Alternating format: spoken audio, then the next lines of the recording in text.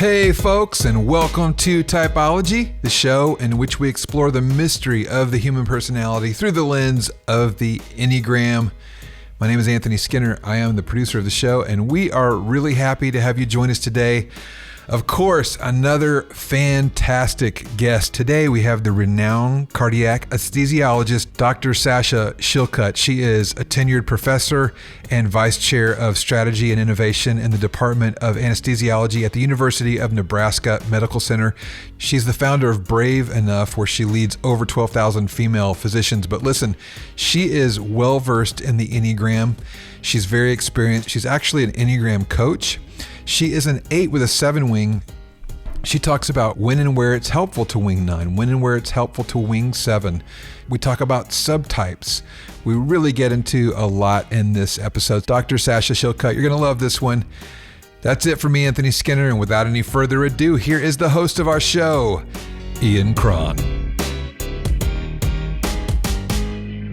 Dr. Sasha Shillcutt, welcome to Typology. Thank you for having me. I'm so honored to be here. Well, I am so honored and thrilled to have an Enneagram 8 who is also a woman, because I am surrounded by women 8s in my life. And I have a special affection for women 8s. And I'm very protective. That's not the right word.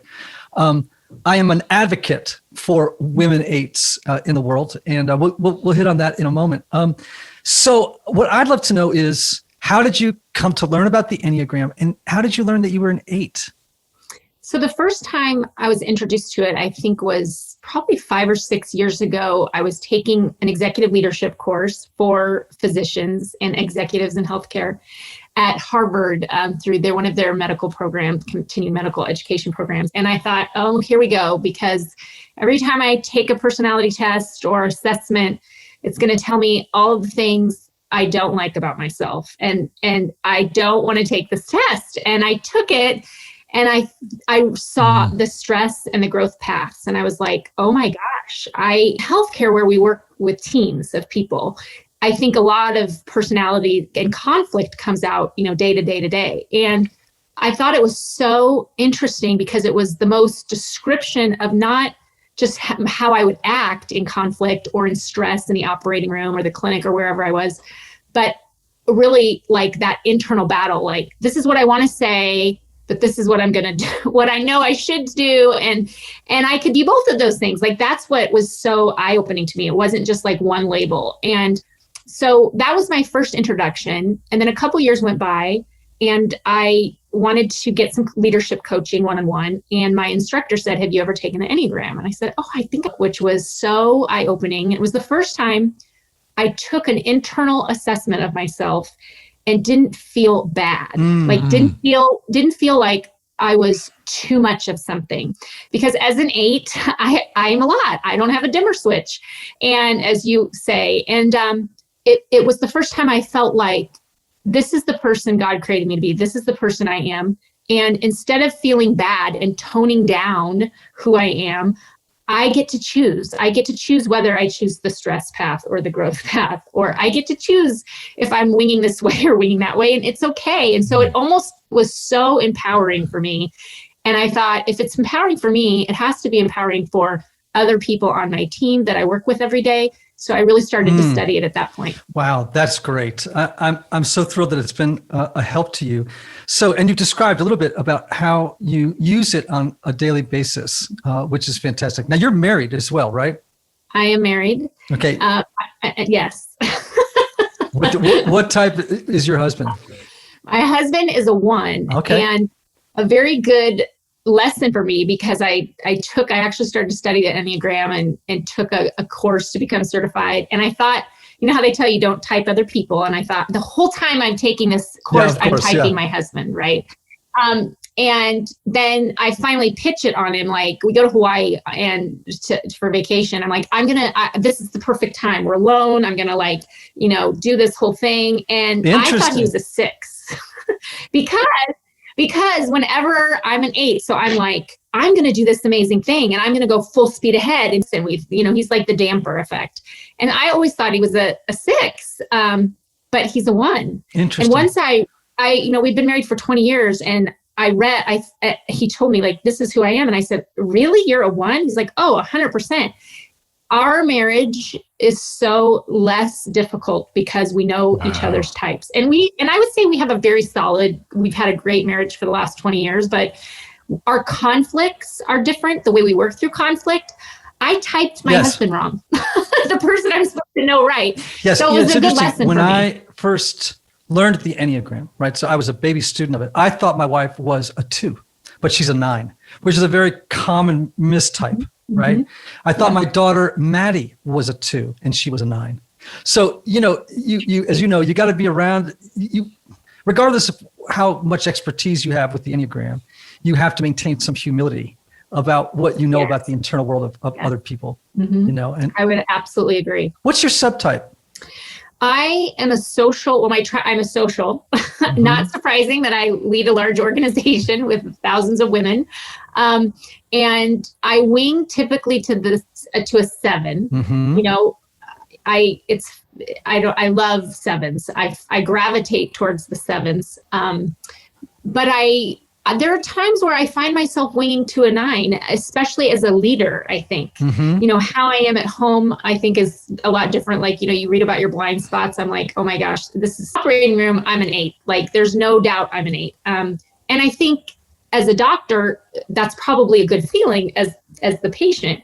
But when I'm leading my organization with 12,000 women doctors, I can't be an 8. I have to be winged towards a 9 a lot of times, because that's who I have to be as the peacemaker, and I have to kind of pull people in. And so I think that's what I love about the Enneagram, because it's not so, you think, oh, it's just labeling people into 9 boxes, but it's really not. Right. No, it's incredibly fluid and dynamic.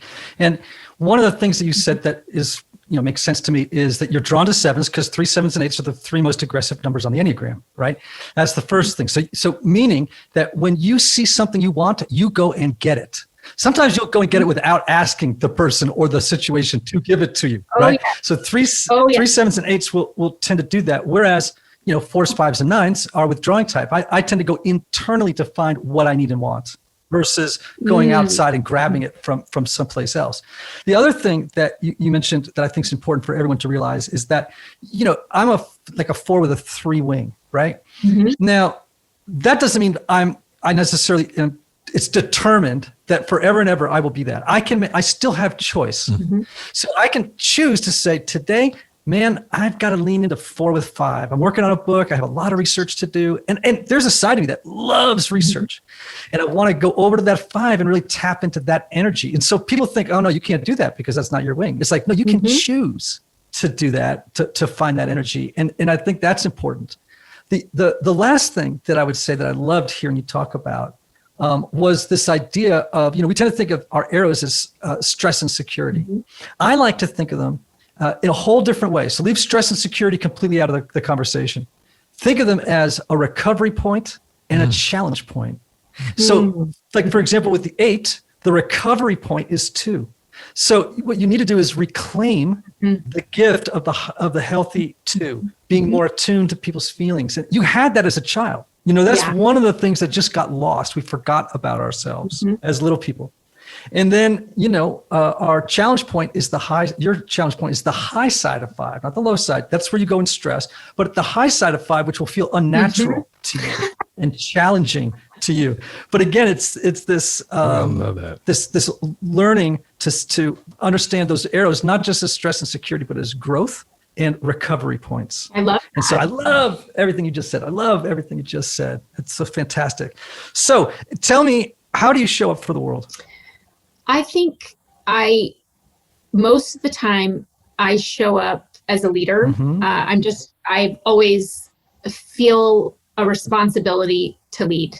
And it's not, it's funny because I don't actually love leading other people, but I have this immense sense of I have to lead myself. I have to be in control of myself. And that I think is part of me being an 8. And it took me a long time to understand that, because a lot of times I would find myself in leadership positions and I would be angry because I'm like, why am I always having to lead? I was in a group that was the natural progression. You know, when you go into a group and you dominate the conversation, you're probably going to end up leading the project or program or whatever. And then I would walk out and be like, why do I have to do this? So I think most of the time I show up as a leader. And I do that. I try to do that as just by leading as an example. For example, you know, I chose medicine. And medicine is a very clear cut path. This is how you become a doctor. This is what a career as a physician looks like. And then I realized that I didn't really, that felt constricting to me. So, you know, about 5 years ago, I kind of pivoted and started a online community for women doctors who were burned out, and kind of grew this. And a lot of people in academia were like, what are you doing? This is not the path. This is not the norm. You're a cardiac anesthesiologist, like go back to the operating room. And that felt really constraining. And when I started my foundation and organization, the ways I try to show up every day is leading by example, that you get to choose in life how you show up for your career and your family. And even though we like to blame our culture and our surroundings, perhaps, for the constraints that are put on us, we really get to choose, like, where we go to work every day, how we show up every day. And I try to do that by leading by a bad example. And it hasn't been easy. I mean, there are times where I'm like, why am I an 8? This is so exhausting. Like, why can't I just have been happy being a cardiac anesthesiologist until I was and I want to make sure that when I leave this world, I leave the impact of I led authentically myself. And I hope I gave an example to specifically other women in healthcare, that they can do the same thing, that you can be a doctor, but you can also do this. You can be a nurse and you can do this other thing. You can be a researcher and write a book. Like, we're more dimensional than just one thing. And so that's how I think I try to show up in the world. Oh, that's so beautiful. You know, as you know, 8s hate constraint. They don't like people placing limitations on them or telling them what to do. In fact, as a friend of mine used to say, if you want an 8 to do something, just tell them not to do it. You know, it's so true. It is so true. Right. I mean, go ahead, please. No, I mean, I just laugh because I remember being a first year on faculty and I wanted to do a research project. And my supervisor at the time said, well, you have to get funding. You have to get a grant. Like, you can't just go and do research without funding. And he said, unfortunately, no one in our department's ever gotten NIH funding, which is like the mecca of funding, you know, as in medicine. No clinician has ever gotten NIH funding in the Department of Anesthesiology. And I was like, there's the line. Like, I'm there. You just drew a line. Like, I'm going to do it. And so I did it. And it took me 5 years. I was the first person in my department to get NIH funding. But more than anything, I learned that that's not a good reason to do something. Right. Oh, you know, good. It was not, it almost killed me, number one. And then at the end of it, I thought, I don't even love this anymore. Like, why you can't do it instead of doing what I really wanted to do. So I learned a lot through that process. Hey, Anthony. Hey, Ian. What if I told you you could get high quality, organic, and non-GMO groceries delivered to your door for a lot less than you're paying now and help out families in need? I would definitely want to know more about it.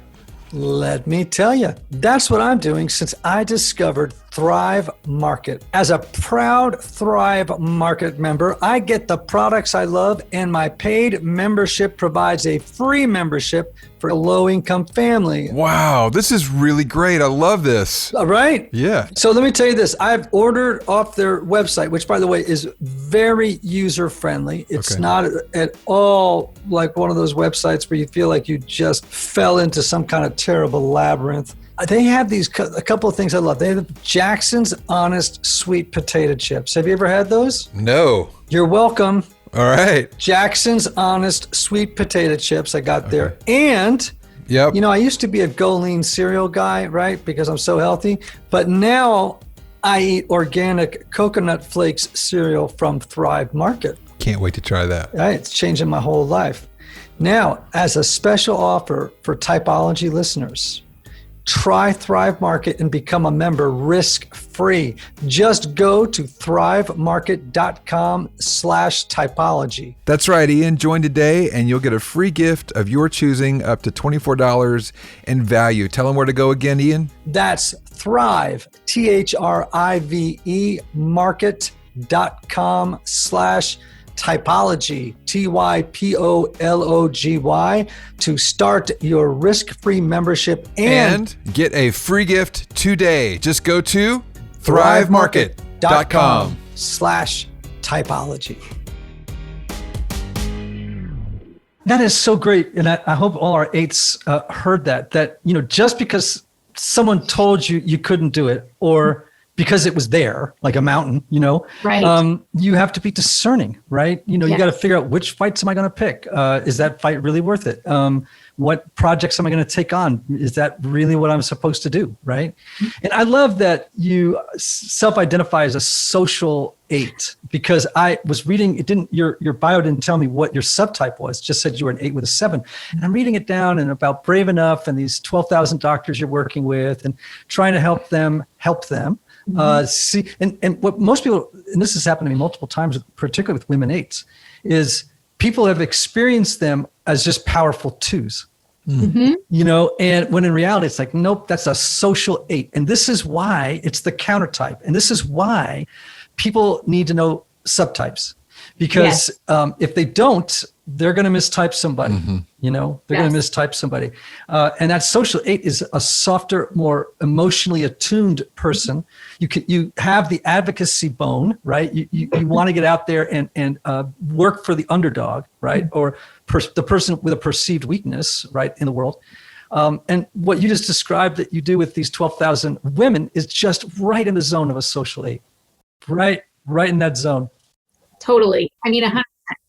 And it's so good because it allows me to feed that part of me that I feel like is where I find my joy. I mean, I love helping these women find their passion, their career passion. And I love seeing them get promoted. Like when I help another woman get promoted, honestly, it brings me more joy than if I were to get that promotion or I were to get that manuscript published or I were, and I think that's like, I don't have any problems coming out of the dugout, so to speak, and defending women or saying like, wait a minute, I'm part of a leadership team and I say, wait a minute, why are we paying him this and why are we not paying her that? Like, I don't have a problem doing that, but more so, I love like helping women get to where I know they can be. I can see their potential. And I think that's the beauty of being a social or my tri-type. Like I love being a social 8. And I think a lot of times I misunderstood and I would get that feedback, in my early years in medicine, when then I would go home at night and I'd be like, why am I like that? Like I just want to help this person. So it's taken me a while, but the Enneagram has made me understand like, actually, I'm a social 8. So no wonder I want to help people. And no wonder I want to get out there and defend them and say like, wait a minute, you can go for that promotion or you can ask for that pay raise because it's coming from that social place. Yeah. And so much of that is about empowerment. 8s are all about, in many ways, they're like 1s, they're great mentors. But here's the thing. You got to show up willing to give 125%, or the 8 will lose interest in empowering you or mentoring you. It's like, listen, I don't have time to be with people who aren't all the way in on, killing the mountain, otherwise the 8's going to go, I don't know, I don't have much interest. Right. And I think when I first started training other doctors or training medical students and residents and fellows, I would get that on my feedback all the time. Like, Dr. Shillcutt is a really good teacher, but she only likes like the high achieving, because I would recognize those people and I would invest in them.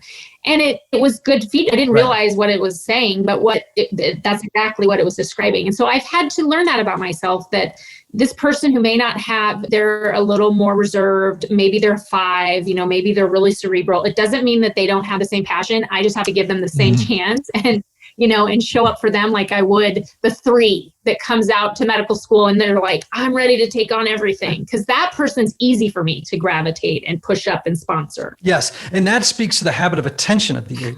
So when 8 walks into the room, their first question is, who's got the power? Like, who has the juice? Who has the energy that I naturally move toward? And so like 3s, and you mentioned 7s, 8s, you're drawn to people who have that outward energy, and it's like you feel the juice. And so it wouldn't be natural for you to gravitate toward a 4, a 5, or a 9. Right. You got to think to yourself, okay, I got to invest in these people. They're different than I am. But as you said, they just have a different energy and a different focus of attention. And but that doesn't make them less ambitious or desirous to become their very best. Correct. Yes. And I have, my oldest son is a 9. Love him. And it's really been educational for me. So he's 17, and I had him take it this year. I thought he was a 9, but he is a 9, and he scored really strong. But he is so perceptive of every single person in our family. And he is so good at taking my pulse. I'll walk in the room and I'm like, okay, I just did this 10-hour surgery and now we got to go to soccer. We got to get this. And he's like, Mom, how was your day? Was it stressful? Like, he centers me and brings me back to, and I'm like, oh my gosh, it's so warm and welcoming, his presence and his attention, that it reminds me there's so much value in them. They have so much value and care. I need to recognize how much that is needed and how much I need that. Yes. Other people probably do. So he's helped me, especially in healthcare. You work with a team of people, and many of them are all different types of the Enneagram. And I give her put in the back of the room and be more drawn to the extroverts or the really outgoing social types. My son, who's a 9, has helped change that. And there's an example of where the child becomes mother or father to the man or the woman. You know what I mean? It's like, gosh, and don't you wish that you knew what types your kids were when they were younger? Yes. It would have changed everything, right? I know. It's, and especially conflict and how you parent. Mm-hmm. Absolutely. Yep. Absolutely. So what's it like being married to a 1? What's the upside and the downside? Oh my gosh. During the pandemic, I don't know that there's anything else that can be labeled. I went to find my charger the other day and there was a label on it that said Sasha. And I was like, did you label this? He's like, yeah, I thought we needed all of the cords should be labeled because, we're in this house and, we're not going and doing all the things. But the thing I love about being married to a 1 is very thoughtful before we act, has thought out the whole process. There is a process for everything. So we have 4 kids. My husband works, I work. And every day at 6:45, I call it the itinerary. This person has basketball from this time to this time. It. You are driving from this point A to point B and picking up this person. And then you're going to swing by the store and get this. And I love that. It actually takes pressure off of me. I'm like, I don't have to worry about what I'm doing tonight because someone's telling me the process, So. Right. Wow. So what's so interesting about the 8-1 combination? And I'd love to have you comment on this. So let's just I'm not a Freudian. Not many left. I'm much more of a Jungian, I approach psychology from a much more Jungian standpoint. But here's where Freud had it right and where his model is useful of, ego, superego, and libido or id. Mm-hmm. You're all id and libido, right? Your animal instincts come roaring out, right? And he is much more ruled by his superego. Mm-hmm. So there are processes, and all that energy is much more tamped down, right? Oh yeah. Yours is volcanic, and his is constrained. So he can help you appropriately titrate your energy. You know what I mean? Come on, bring it down. This moment requires titration. Let's bring it down a little bit, and you can help him let that loose. Which is more at that top end of 7, mm-hmm. right? Where it's just hey. Get in touch with that side of you. Yeah. And so that can be a great combination that way, or a little bit frustrating. Yes. Well, a couple things that I can comment on, when you say get in touch with his 7, that's what my kids call vacation dad. They're like, Dad on vacation is so fun. I'm like, yes, because he doesn't have all the processes. Like he's like, we're going to go on this roller coaster and then we're going on this hike and then we're doing this thing. And I am an 8 who is like, I am burned out. I have no energy left. I don't want to go to Disney World. I don't want to stand in any lines. I can't handle it. I'm going to stay by the pool and you just go be vacation dad, because he becomes like this child who's like super fun and breaks all the rules and let's have ice cream and, you know, and right, they're like, right. I love that. I love it. Watching your tabs because you have soccer and basketball in 30 minutes, you know? That's great. Oh man, that is good. Hey, Anthony. Hey, Ian. You know my kids are grown, but you still have a couple at home, right? I still have a few at home. Well, let me tell you about this company who makes engaging products for kids of all ages. All right. KiwiCo creates super cool hands-on projects for kids of all ages designed to make learning about STEAM, that's an acronym, by the way, for science, technology, engineering, art, and math, designed to make learning fun. Ooh, I love this. Each crate is designed by experts and tested by kids, offering fun opportunities to learn and explore at home. KiwiCo covers a wide range of subjects from science to art to geography, and each line caters to different age groups. Ooh, I like this. For instance, my assistant has 2 young boys, 7 and 9, and they received a science crate, which included all the materials and learning resources to build a mechanical model of the sun, the earth, and moon, and they designed their own constellations and made a light-up lantern. I love this. And they loved it.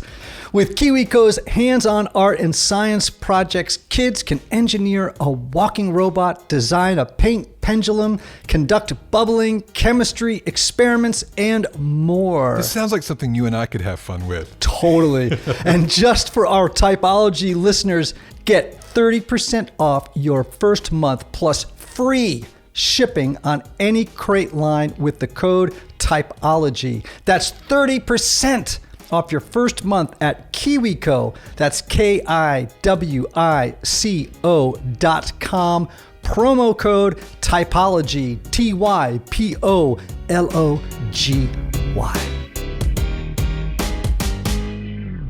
You know, a few minutes ago, you were talking about what you're like in an operating theater, and my father-in-law was a cancer surgeon, and he was a 9, a very strong 9. But when he was in an operating theater, his nurses that he worked with a lot said he was a terror. He scared every nurse known to humankind.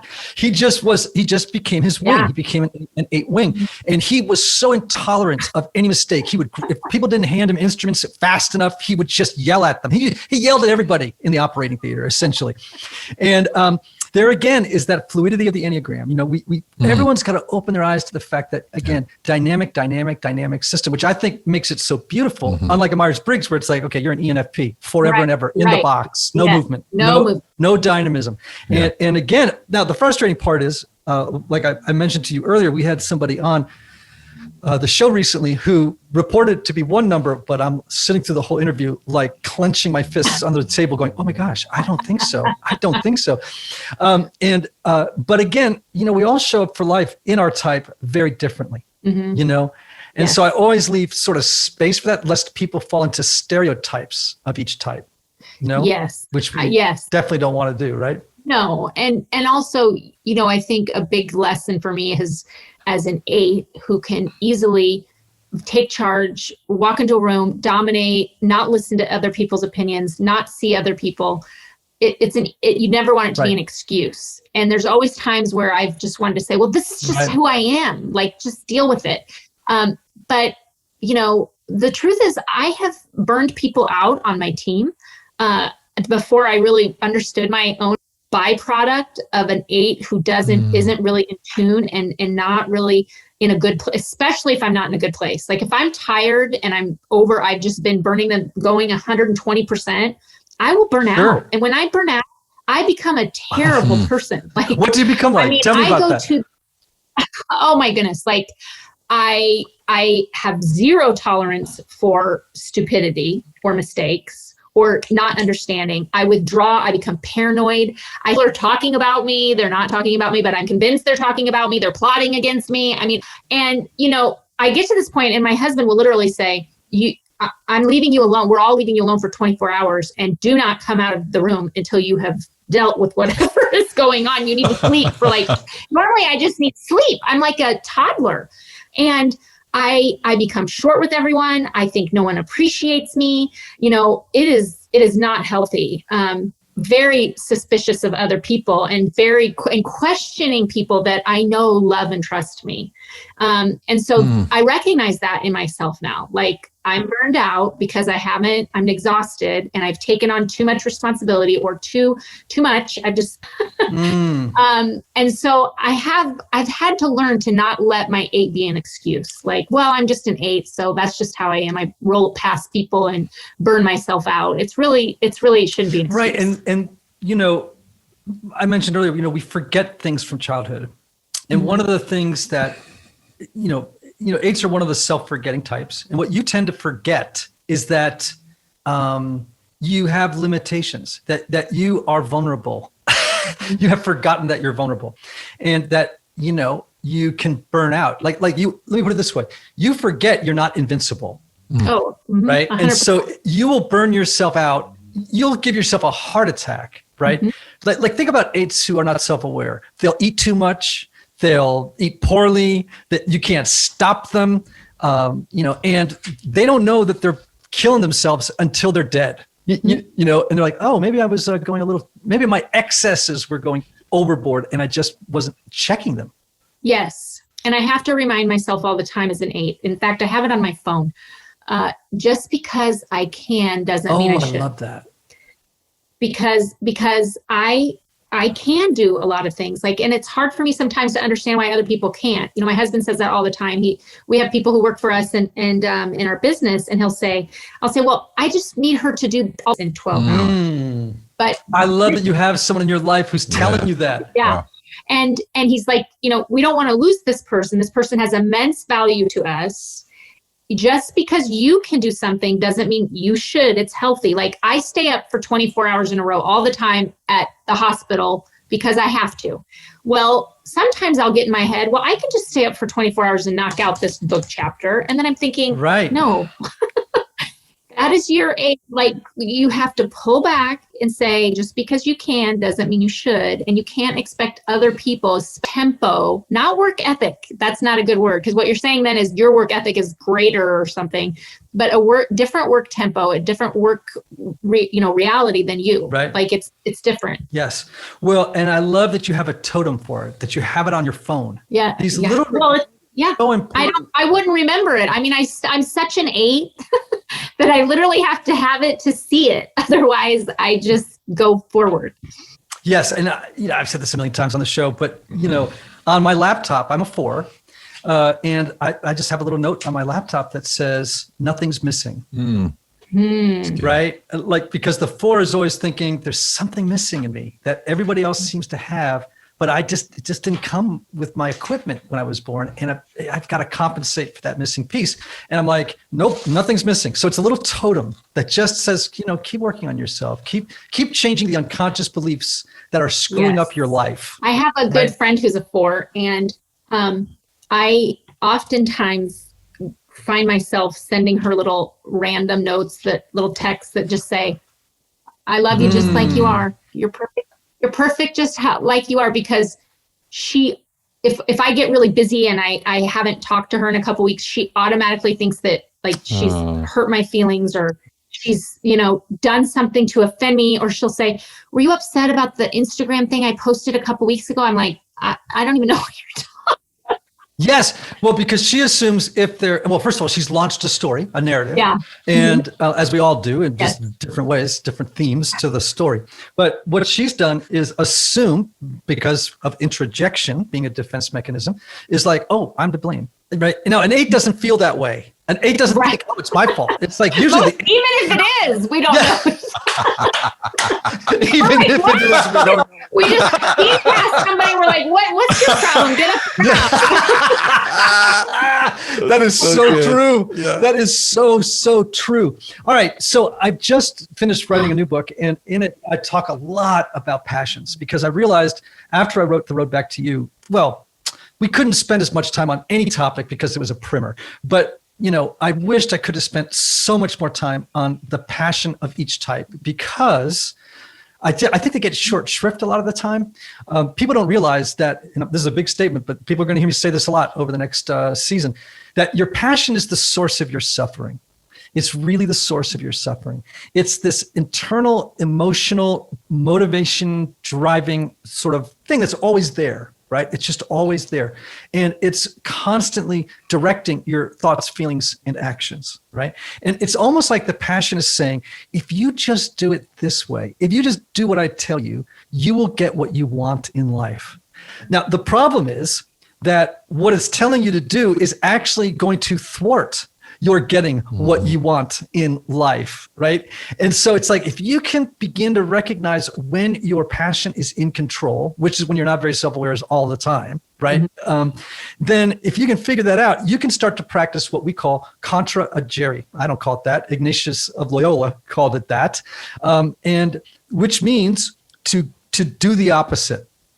Do the opposite of what you would normally do. Even though it's going to make you burn more calories, do the opposite, because that's going to bring you into, integration, right? A place of integration. So your passion is lust, which I love how Naranjo explains lust. He says that it's a burning sort of passion for excess and immediate engagement with the environment and people. It's like immediate engagement. I want immediate engagement with the environment and people. And I want to, as we mentioned earlier, there's this sort of passion for excess, this lust for life. It's like, if anyone's read Zorba the Greek, the classic 8, right? It's this lust for life. Tell me how you're trying and you're consciously trying to mitigate lust in your life.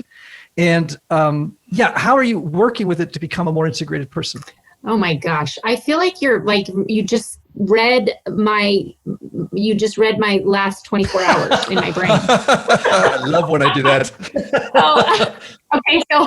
So we're in the middle of 2020 or at the end of 2020. Thank God. And it has been probably the biggest thing that I have had to challenge myself on is going to work, coming home. Not getting on stages, not flying all over the world, meeting people, feeling the endorphins, getting all the fun, ordering my favorite champagne, because this is who I am when I'm at the Ritz. Like, oh, I'm going to order this and this. Like 24 hours at the Ritz. And the Ritz tells nobody no. It's my favorite place on the planet. Like, don't go to the Ritz if you're an 8, because you will not get out of there for one night under $1,000, because they bring me like the cheeseburger to my room after my talk, and I'm like, they're like, man, do you anything else? I'm like, do you have chocolate chip cookies? Well, we can make you one. Okay. This is me. I'm like such an 8. So this year has been, I feel like, okay, I'm not coming home to the Ritz every night. I'm not getting chocolate chip cookies. I'm not getting to stand on a stage and get all the energy from the people. And for example, last night I worked all day in the operating room, had a very long, stressful day, and I'm driving home, and all I could think about is, I deserve a glass of wine. I deserve a really nice meal. But I'm coming home to my kitchen and to eat and like all this. And I just wanted to escape. And the truth is that when you are, for an 8, when I want to escape, it's not healthy things. That's where the lust really comes out, right? Like I start creating a story like, I deserve to go somewhere on vacation and get away from this crazy because I just did all this hard work and blah, blah, blah. And what I'm learning this year is like to do the opposite, which is not fun and what I hate. So I made myself some peppermint tea. I got out my journal. I sat with my feelings, which I hate not feeling like 100% all the time. I was angry. I wrote out some things for my, he doesn't want to be vulnerable and feel those. I don't like to process icky feelings. I just wanted to pour myself a glass of wine, shut my door, ignore the fact I had kids, dream about, a beach vacation, but that's not the reality I'm living in. And I can't be that way all the time. That's not healthy.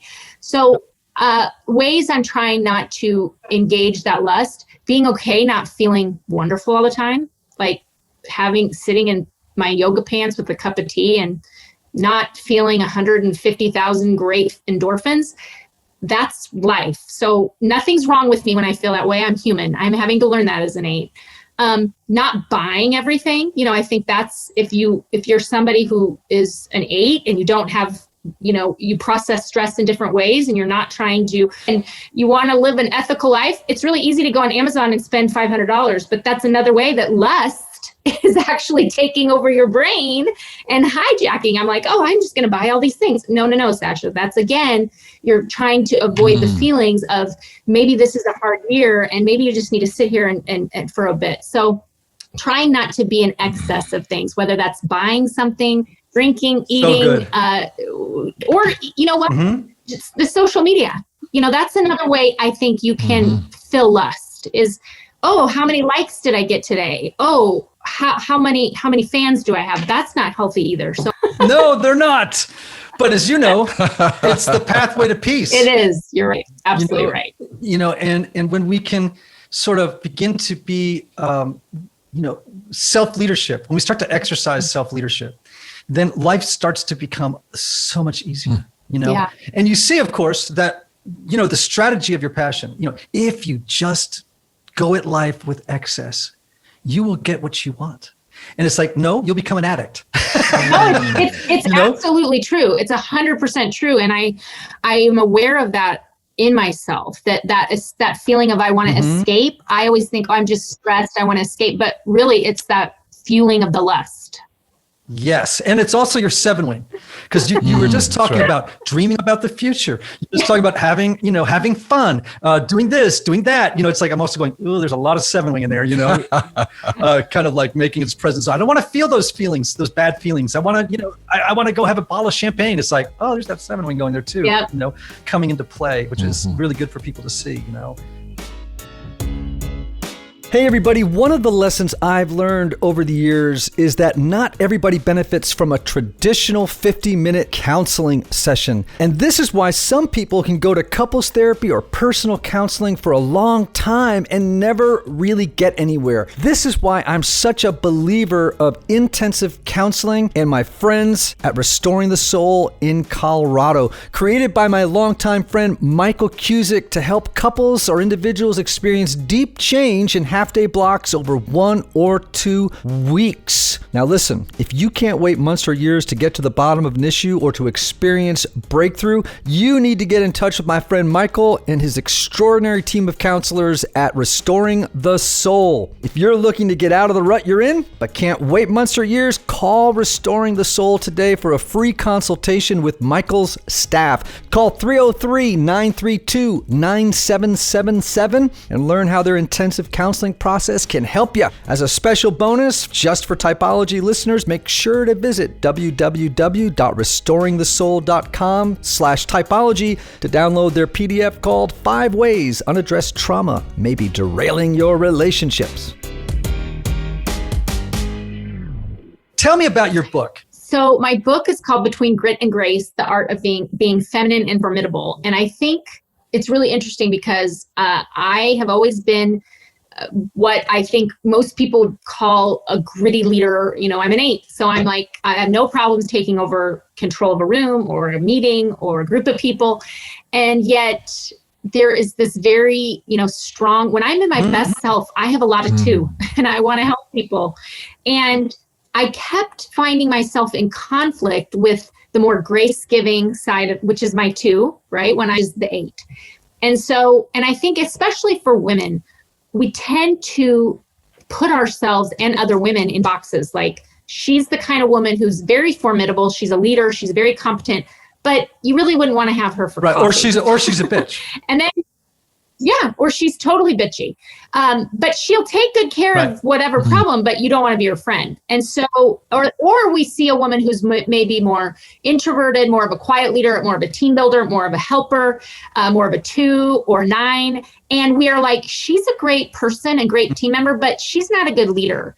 And that's just silly. Like, we do this, we put ourselves to authenticity, and how I realized, like, no, I get to choose how I show up today. And some days that is taking charge and running a code and telling everybody what I need. But some days it's sitting next to a patient and saying, I don't think I can help you with this, Right. and sharing grief. And that's okay. That is so great. In fact, I'm just going to read you something if I can find it really fast, because, before I do interviews, I always go back to sort of basic texts, and just remind myself of different things, because as you know, there's a lot there's so much information about different types, but I can't find it here immediately. But if we're going to use that Jungian language, I think that the 8 archetype is sort of the masculine archetype, and the 2 is the feminine archetype, right?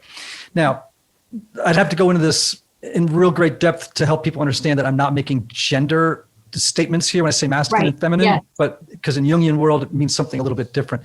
But that said, bringing the feminine and the masculine that all of us have, I have a feminine dimension and a masculine dimension, as do women. And so bringing the feminine and the masculine into balance and out of the shadow, but just fully embodying both is super important for human integration and growth. And that's what it sounds like you're talking about, grit and grace. Yes, grit and grace. And it's okay to you can be both of those things and not be labeled like, oh, she's moody. Does that make sense? Yeah. And men listening, you have a feminine dimension that needs to come to the fore alongside that masculine dimension, or you are forever going to be out of balance, disequilibrated, right? And if you're a father who's an aggressive type, let's say, to be able to also make contact with that more nurturing side, that more. And by the way, I mean, this is also okay. I'm going to get in trouble here with some people, but I don't care. I would say also having an awareness of both the feminine and the masculine dimension of God, right? The maternal and archetypal paternal side of who God is, right? Like I oftentimes tell clients who had terrible fathers, I'll tell them, because it's such a stumbling block then if they think of God in the masculine. Right. So I'll say to them, think of God in the maternal. Right. Yeah. Pray to Mother God. That's perfectly fine. God will get it. Right. Right. Don't worry about it. God will get it, because it's going to make it easier for you to find connection in your spiritual life to who God is. That. Right. But of course, I run into a lot of resistance, as you might. I'm sure you do. Yes, I do, and I like the resistance in some ways. That's okay. Well, I don't all the time, because as a 4, I'm very attuned to abandonment when people leave me, disengaged or in disagreement. You thrive on disagreement. I don't thrive on disagreement. I strive on specialness and uniqueness. But the problem is that often gets me the exact opposite of what I want and need in life. All right. So here's a very personal question. Are you in therapy right now? Wow. I didn't know you were going to ask me this question. Have you been reading like my diary or journal? Like, what is going on? I love this. Here's the thing. I really can't believe. So I have not gone to therapy since I lost a child in my early career patient, and I had PTSD from that. And I went to therapy then. And in the last 10 years, I have not, about 8 years, I haven't been until the last 3 months. And the reason is because I'm very transparent about it, but I have this huge group of women, doctors, and you can imagine the kind of the trauma and the grief of going through the pandemic, being a physician, many of them are mothers, and then also the social injustice. And many of them look to me for inspiration, for positivity, for just encouragement. And I just took it all on. The pandemic, I was like, I'm ready. Oh, we can fight this. I'm good. I'm your person. Come to me. And in about October, I could barely go into my group because I didn't know what to say. I didn't know how to encourage them. I didn't know how to help people. And I thought, I'm drowning and I can't do this anymore. So for the first time in 8 years, I said, I need to talk to somebody. And man, I went one time and I was like, why have I not been doing this? It was so helpful. And she said, why are you trying to be everybody's mother? You are being everyone's mother, and you're taking all this responsibility on your shoulders, and you're trying to fix everybody's problems and everyone's grief. You're carrying everyone's grief. Whew, that was okay. And so I put up some boundaries. Eights are not great with boundaries. And I feel so much, I've been going now for the last 2 months, and I feel so much lighter. I'm back in my lane. I've like, this is what I can do. This is what I can't do. I can't sadness and difficulties and loss. And I can't fix the social injustice of I can only do what I can do. So I had too much of a hero. I was taking on too much of that hero complex and too much of that mother complex. And my therapist, thankfully, is a brilliant woman that showed me that. Yeah. And, again, there's that example of the invincibility mindset of the eight. Eights resist therapy a lot of the time because they're not naturally self-reflective, usually, now, again, this is why subtypes are so important. The social eight, what you're describing is quintessential social eight, whereas the self-preservation and the sexual eight would have more trouble going to therapy than you would, right? You're a little bit more in tune with vulnerability and things like that than the other two are, right? Particularly the self-preservation eight. And but when eights get to therapy, usually they're pretty busted up, right? Because they've been invincible. Like weakness? What weakness are you talking about? Yeah. And it's like when they get there, it's usually in a mess. But it sounds like, okay, eights, listen to me, men and women. Therapy is a good thing. It comes from the word terape, meaning to grow, right? Yes. And so it's important for all of us to, again, you have to find the right therapist. As you know, I think about 90% of them are not great. They're great support people, but they're not really good at digging down. It sounds like you found a good one. Well, you'll laugh, Ian, because do you know what I did when I interviewed? I went through I acted like I was interviewing a therapist. Good. Yes. I think that's great. And I was like, first of all, I need someone with an advanced degree. Second of all, I need someone who actually understands that I don't have depression or anxiety. I don't have mental illness. I'm not ill. I am right. You're maladjusted. I'm empty. You're maladjusted. Yes. I really, really need that. And I got this woman that is smarter than me, which is what I wanted, right? That's what a typical eight. I got to have somebody that's yes, got the juice. She's got the juice. That is so great. I've had therapists like that, and they just being a therapist makes going to therapy difficult, right? Because I imagine you go to another doctor in your field, and it's like what the next statement out of their mouth is going to be, right? You just know, and you're also evaluating them. Do they have game? Do they not have game? If they don't have game, I can't stay. And I've fired a lot of therapists out the gate. Just the other day I did. I was like, I'm going to a therapist for a different thing right now. But I'm thinking as I'm listening, no. And they went to the wrong school. They didn't go to the school I want them to go to. or they went to the wrong. No, I need them to have the right credentials because I'm special. I really need somebody who's going to understand me. But I have a high, you better bring the game because I'll know if you don't have the game. I'll know it. Right. And so, but I just encourage every type as they begin to do their work. I think the Enneagram has to be done in community. I don't think it's a good thing to do alone. And that's one of the things I talk in my new book. It's like, no, you got to find a tribe of people who are using the Enneagram to grow, to do your work with. I love that. So I love that it should be used in community. That's very true. Yeah. Okay. I'm going to close up with this question. Why did God send you here? Don't think too much. I think he sent me here to help people see what they can achieve in themselves and to be brave enough. You don't have to be brave, courageous, crazy courageous. The most courageous thing you can do every day is just show up as yourself. And so that's why I name my company Brave Enough, just being brave enough to show up as yourself every day. That's a pretty brave thing to do in 2020. I love that, you are empowering women, doctors in particular, and you feel like the errand upon which God sent you is to empower people and to let them know that being brave enough is enough. And I think that's fantastic. And I admire you for it. Sasha, tell folks how they can learn more about you, learn more about all the work that you're doing and about the book. So you can find the book anywhere you buy books. It's called Between Grit and Grace, the Art of Being Feminine and Formidable. You can follow me on any platform, becomebraveenough.com or @becomebraveenough. And I'm so honored to be on your show. Thank you for everything you do to help so many people find and become better and closer to their authentic self. Well, again, Sasha Shillcutt, bless you and all that you're doing in the world. We love women eights. Let's hear for women eights. Can we get like an applause track? We need an applause track for our different guests. Will you come back on at some point? I would love it. I would totally love it. And let's get you in the studio post-pandemic, okay? Although I've already had COVID, so you're pretty safe with me.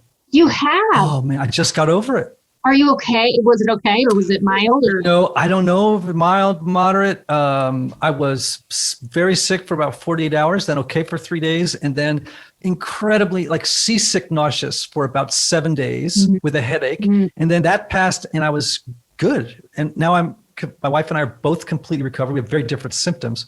And I'm a little tired. I was just telling Anthony, I'm a little tired these days, even though I've been over it for 2.5 weeks, but nothing, debilitating. It's just a little bit more tired than normal. But otherwise, your muscles, like a lot of people are having, a lot of men specifically are having terrible. No, muscle I have pain. no muscles.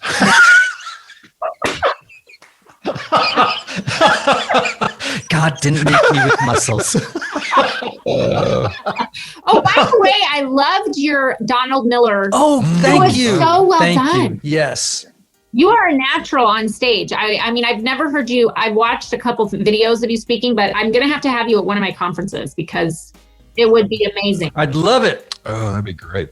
Yes. Well, I would love it. And I had a lot of fun with Don putting that put together for him. It was the Enneagram for business, and it could be actually that course is for anybody, but it's particularly aimed for leaders and people in business. And we had a ball. We did that in 2 days. We did all 9 types in 2 days. Oh my gosh, it was great. Yeah, talk about needing to feel invincible. Okay, Sasha, thank you so much. It was a blast. Meet you both. Peace. Take care. Bye-bye. Hey, everybody. Bye-bye. Remember the words of the great Oscar Wilde. Be yourself. Everybody else is already taken.